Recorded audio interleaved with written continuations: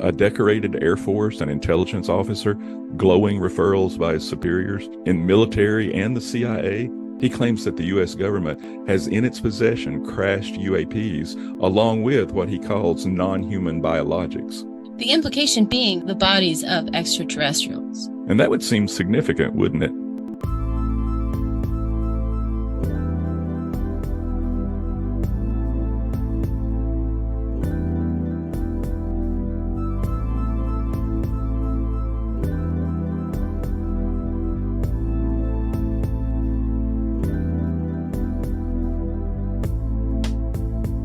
Welcome to another episode of God and the Paranormal, a podcast exploring high strangeness from a biblical worldview. Thank you so much for joining us. I'm Suzanne. And I'm John. Obviously, what we're going to talk about today is a huge, complex subject. And without question, UFOs, UAPs, extraterrestrials, it's the 21st century mythology. Would you agree? Yeah. And on some levels, possibly a bit more urgent than some paranormal discussions we have. And for clarity, in our discussion today, the elephant in the room notion for most people is that when you're talking about UFOs, you're talking about aliens, extraterrestrials. Yeah. And there are other explanations floating around. We'll mention those probably later. But that's the general belief, the extraterrestrial hypothesis, or the ETH, they call it. Lights in the sky, unearthly entities, government conspiracies, abduction stories. It's all about the aliens from other planets. But to simplify in our discussions today, when we use the term UFO, unless otherwise noted, we're referring to the alleged visitations by these extraterrestrial beings. Yeah. And to be clear, we don't necessarily believe or endorse this view. We're just going to discuss it. Yeah, and we will examine this in depth later. Complex phenomena likely have complex interpretations. But the general tone surrounding the phenomena has certainly changed, hasn't it? Yeah, and it's still changing, which is why we'll likely devote many future episodes to this topic. And the changes seem to be systematic, don't they? The extraterrestrial hypothesis believers used to be the foil-head group out on the fringe, but it's the mainstream view now. These are the numbers from a 2019 Gallup poll of the U.S. adults. 86% of Americans over 18 say they are very familiar with the topic. 68% believe the government is hiding UFO information. That's pretty high. 33% believe some UFOs are extraterrestrial visitations. That's 77 million. 16% have personally witnessed a UFO or extraterrestrial. And that's 37 million people. That's a whole lot. Yeah. And add to that, about 3 million adults in North America actually believe that they've been abducted or directly manipulated by extraterrestrials. I think that's one reason Christians should devote more of their already heavily invested attention to the phenomena. Whatever the reality worldviews of our culture, and our children are actually being changed significantly. Yeah. And I think these ideas are becoming embedded in our culture. I believe what you said is very important. To a large extent, it doesn't matter whether the source is paranormal, extraterrestrial, or a hoax. I mean, it matters, but it matters that our worldviews and our culture are being changed. Yeah. And truth is always relevant and important. I'm not saying it isn't, but at the present, lacking any confirmations or disclosures, perceptions are running the worldview show. And we know that Satan can use perceptions as easily as truth sometimes. Yep. Disinformation and subterfuge can and do alter worldviews. Exactly. So I think the changes are occurring at 3 different levels today. The U.S. government has been slower than other world governments, obviously, in considering UFOs, even though a few leaders in the past have called for inquiries. But the number who at least claim a threat might exist right now is actually growing. Yeah, and the military seems to be taking a more open approach to it, too. Yeah, at least on lower levels. There seems to be more willingness to discuss experiences, and that's a touchy subject, isn't it? The military works because of the chain of command and willingness to follow orders. And I think at some levels, secrecy is warranted. And it's in our best interest for enemies not to know some things, which means we don't get to know things either. Right. And in the past, the military has initiated some publicized research on UFOs. The Condon Report, Project Blue Book, Are these reports genuine, or do you think they're intended to appease the masses? And dare we bring up the C word, conspiracy? Oh, okay. Now that's a loaded word. Yeah, some people tend to tune out when the idea of a conspiracy comes up. But you get the opposite reaction as well. It seems we have a deep-seated attraction to conspiracy theories, even in Eden. And that was certainly conspiratorial, wasn't it? Satan wasted no time at all in convincing Adam and Eve that God was concealing information that they needed to know. And that's the heart of a conspiracy, isn't it? Mm-hmm. Someone has secret information that you don't. Is it just the fact that we like mystery and intrigue? Do you think that's why we gravitate towards these things? It could be. I mean, the JFK assassination wouldn't be as interesting if it involved just one deranged person. But if you build a complicated mystery around it, it gets to be kind of intriguing. And that's not to say that conspiracies don't exist. No, definitely. And it's like they say, it's only paranoia if there really isn't someone out to get you. If the danger is real, then paranoia becomes just common sense. Okay. So if there is a conspiracy, it's not really a theory, is it? And you might be justified in revealing it too. The interesting thing is, we know there is a true conspiracy, at least at the highest level. Scripture warns us that Satan is like a roaring lion looking to devour us. He has an agenda, and he's out to get us. He manipulates nations to oppose God and his children. He influences world leaders.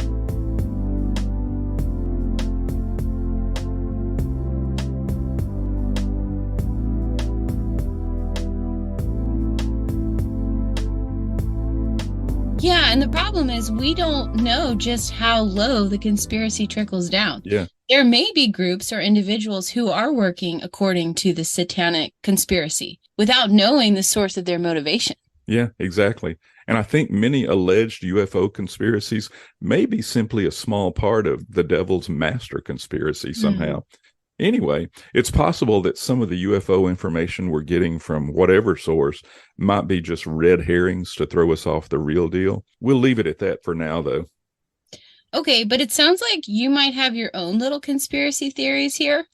I can neither confirm nor deny. Seriously, though, we know the government and the military have long track records of covering up things.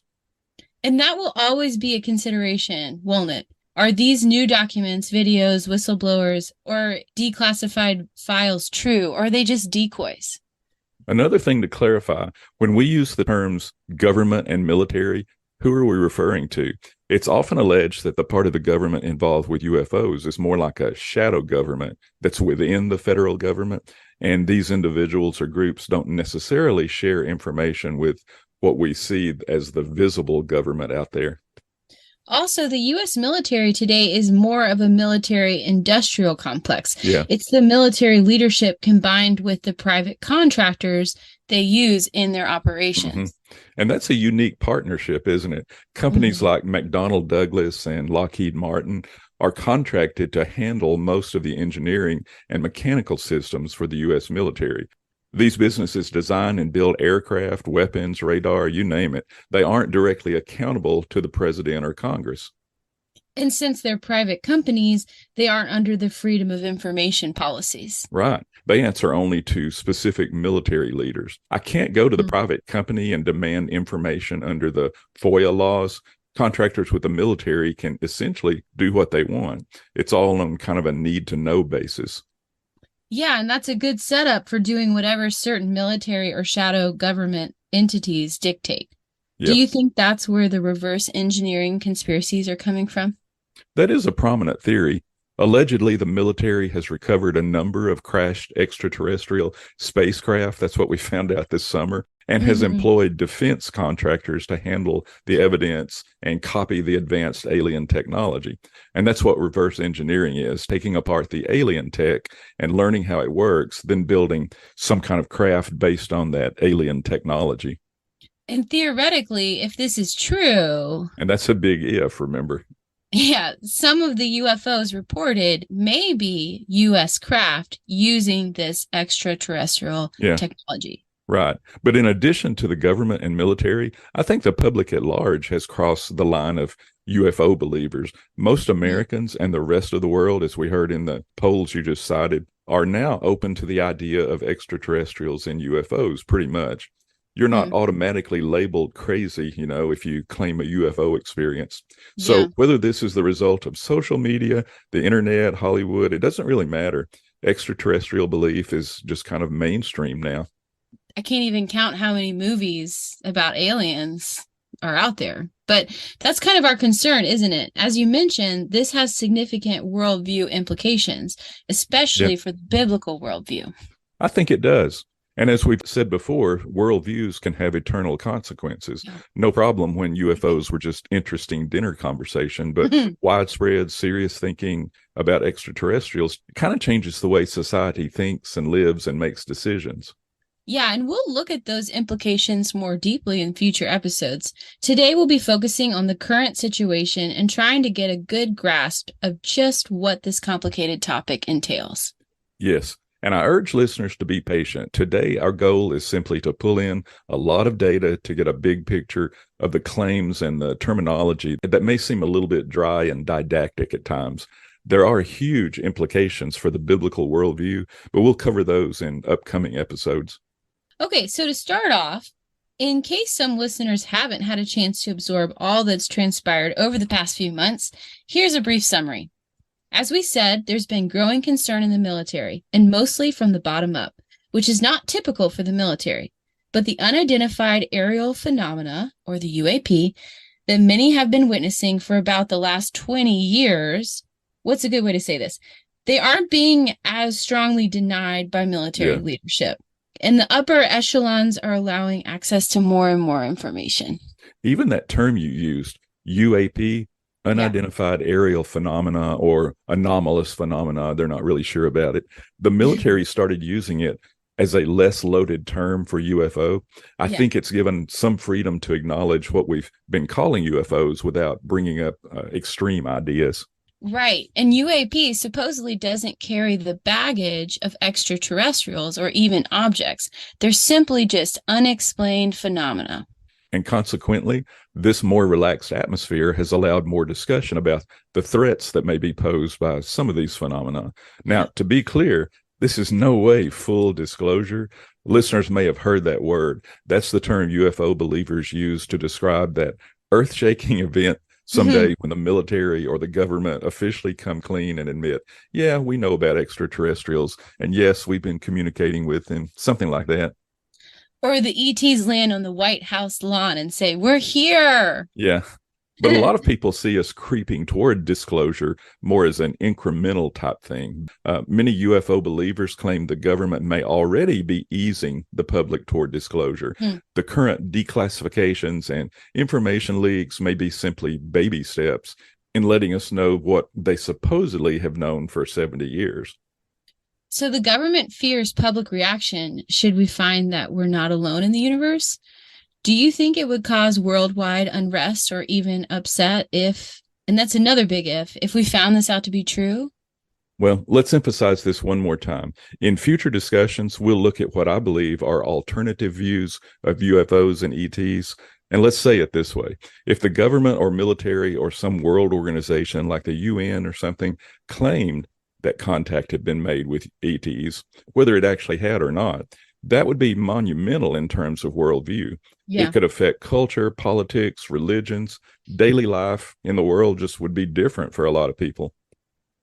I also feel like it would kind of unite us in a different way. Humanity like has something to bind together with. That is like a movie. Independence Day, the movie. Right. I feel like that's what we're talking about. But anyway, even Pope Benedict is being preemptive with this. Yep. Interestingly enough, he's prepping Roman Catholics to be thinking about evangelization strategies for ETs. So a lot may be at stake here. Yeah. How do ETs square with the Bible? But back to our original thoughts. The military does seem to be easing up on its secrecy and even its long-held denial of UAPs. Congress and the public at large are forcing them to do so. And I think in one sense that's good. I mean, we have hundreds of military reports of unexplained phenomena in the U.S. airspace that seem to outmaneuver our cutting-edge technology. That's something that needs to be discussed, and not just secretly by a few.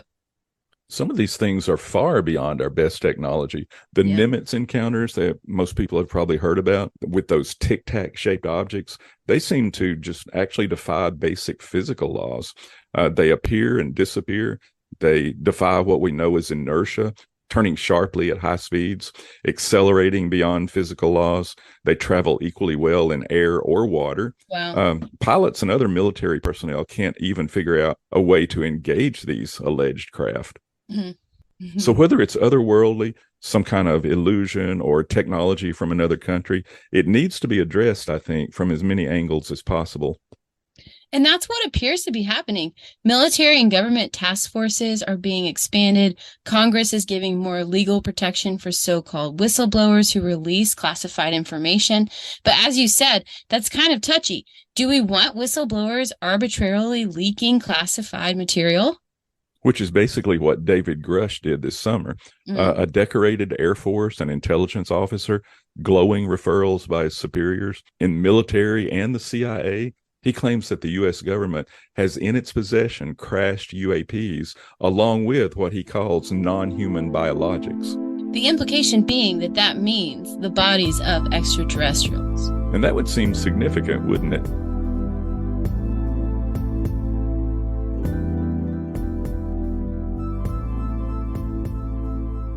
As we said, the issue is obviously very complex, and it'll take ongoing episodes to explore this. Yeah, we'll likely keep revisiting this subject, and it's a developing story right now. Things are still changing rapidly. Okay, so let's approach this systematically then. When we talk about UFOs, UAPs, ETs, what are people seeing or experiencing? Not the ultimate reality, but what are the observation data? Well, a lot of things. We usually think the familiar flying saucer when we think about UFOs, but that's not the most common. There are actually two basic phenomena that people seem to be seeing. We'll just call them phenomena for now, and here's why. When we say UFO, unidentified flying object, some aren't actually seeing objects. They're more like amorphous lights with varying degrees of definition, and those make up one type of observation. I've heard those called orbs. Sometimes people seem to be describing an apparition rather than a craft of some sort. Yeah.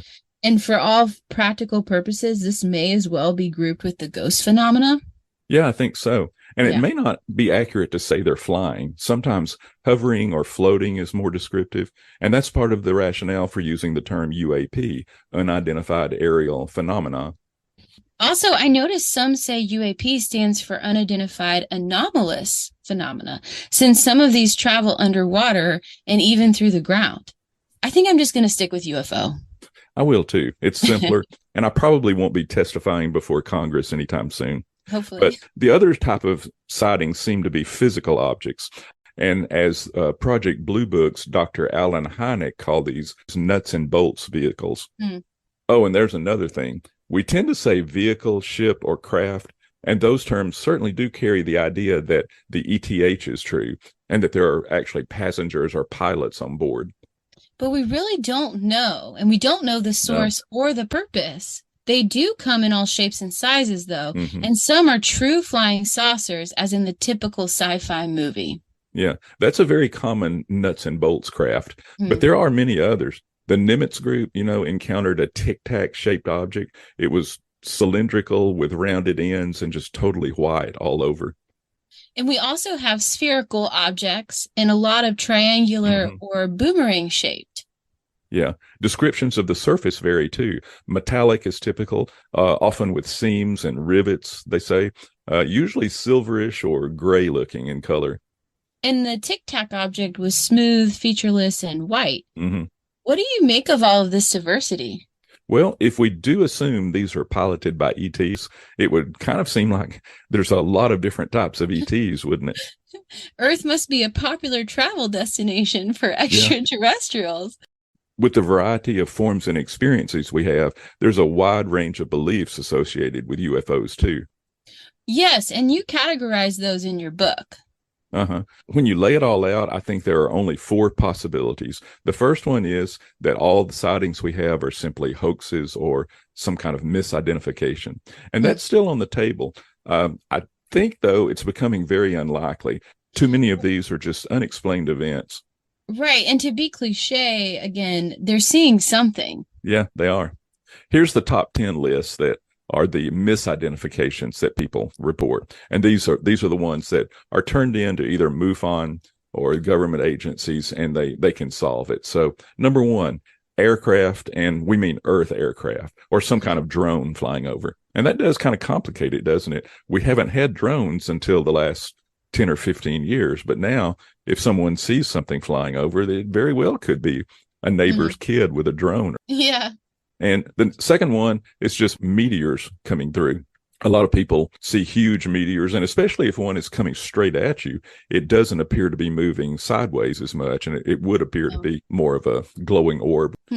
So third, man-made satellites that are decaying in orbit. I think we have upwards of like 4,000 or so satellites out there. Wow. And when they lose their usefulness, they just let them decay in orbit and kind of flash up in a big burning blast that we would see probably as a light.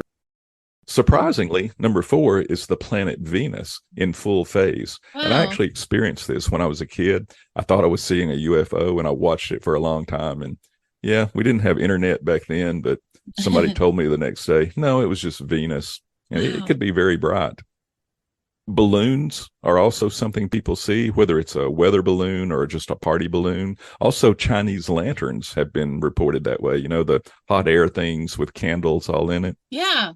Another popular misidentification are just camera distortions. A lot of people are taking a picture of something and in the night sky maybe, and they see a flaring object. And as it turns out, you know, when a reflection hits your camera, it makes some sort of fuzzy image on it. And surprisingly, that's pretty common as a UFO. Flocks of birds, swarms of insects. Yeah. These have been reported also when maybe a spotlight or something hits it and it looks like something in the air.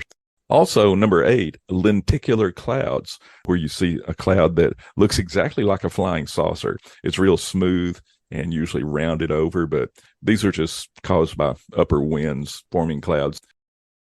We also have mirages and temperature inversions. So if you've ever ridden on a highway and you see ahead of you the little dancing lights or whatever, that could happen. And some people say it happens at nighttime, and it's actually just a faraway reflection of a city or a car or something.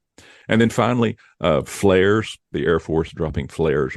But anyway, that's what people are seeing mostly when they're misidentifying things. And that turns out to be over half of what's literally turned in. But once again, half in this case is still going to be thousands and thousands of sightings just in the U.S. Yeah. The second possibility we have is that these things we're seeing are actually government or military or industrial type things that people actually are flying around. It's some new technology that we don't know about yet.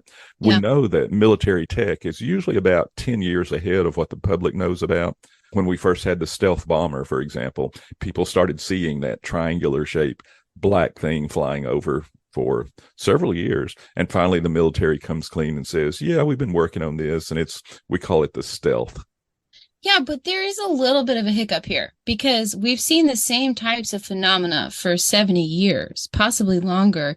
And that's hard for a large group of people to keep a secret. Yeah, and that comes up a lot. You know, the technology we see is really highly advanced. And if someone had it, you would think that they would already be ruling the world with what we're seeing today. Right. I mean, we've got things that go faster than what sound travels and faster than anything we know about.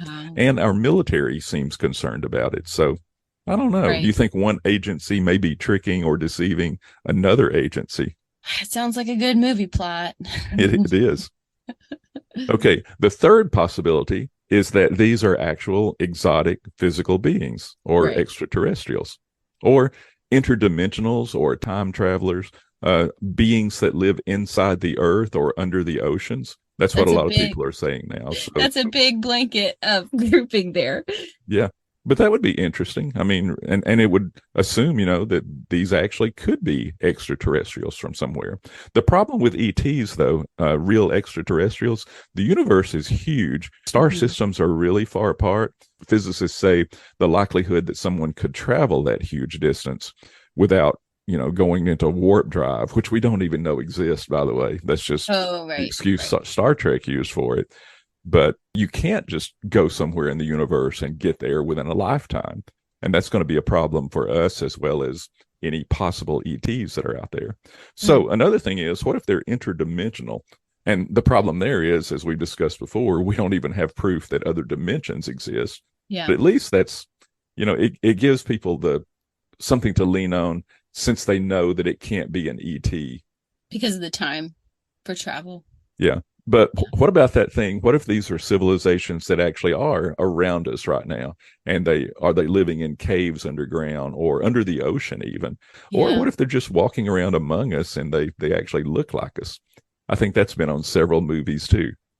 Do you think that the kind of urban legends or folklore of like Atlantis and stuff lends to this idea of the under the ocean civilizations? Yeah, it certainly gives a lot of things for people to think about, doesn't it? Yeah. And the time travel is pretty much science fiction, right? Yeah. Most people would consider that something that's not possible if you look at the physics behind it, even though that's just historically part of our literature and science fiction, to be able to go through time and do different things. It's interesting.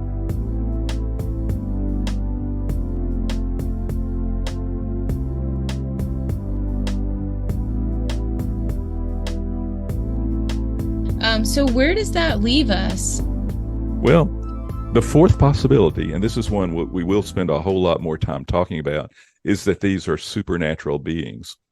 So paranormal worldview would say they're just ghosts, right? So if we're going to go with what we've said earlier about the Ephesians hypothesis and other assorted entities, that sounds like something that would be more of a biblical worldview and that the rest of the world, secular world, wouldn't engage in. But Jacques Vallée and J. Allen Hynek both believed that something supernatural could exist, and they actually brought up that idea that what they were seeing, and that obviously they didn't think it was biblical type angels or demons, but they did use words like supernatural and spiritual and things like that. So I don't know, where would that take you? If they're not ETs physically, are they ETs that are spiritual in some way?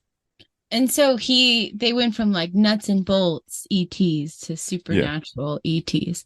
Yeah, because both of those gentlemen believe that nuts and bolts craft probably couldn't travel the distances and, like we discussed earlier. And to be clear, both of these guys did not have a biblical supernatural view by any means. So but the same data that led them to this conclusion in many ways supports some biblical views, doesn't it? And that's what we'll spend lots of time on in future episodes. Wow, we covered a lot of ground. I hope that this episode has stimulated a lot of questions in the minds of listeners. As the name implies, the ABCs of UFOs, our purpose was to discuss the present state of this complex yet important phenomena. And once again, we'll revisit this topic many times. This episode is a base for future discussions of UFOs. In upcoming episodes, we'll look at the history of the modern UFO phenomena and some of the specific incidents that still seem difficult to explain. And most importantly, if extraterrestrials should make themselves known, another big if, how will that fit into the biblical worldview? And what would the Ephesians hypothesis predict about UFOs and ETs? If you don't want to wait for our next episode on UFOs, you can get Dr. McWilliams' book, God and the Paranormal. He has a very good research-based section kind of going further into this topic. We're so glad that you joined us today. If you would like to comment or ask questions, please send us an email at godandtheparanormal@gmail.com. Or if you want to share an experience or have suggestions for future episodes. And you can also get more information at our website, thinkingaboutthebible.com. If you found this podcast useful or interesting, please share it with others. You can find us on most major podcast platforms. We've now added all of our podcasts to Rumble, which is like YouTube and has a video component for each episode. Thank you so much for listening, and goodbye for now.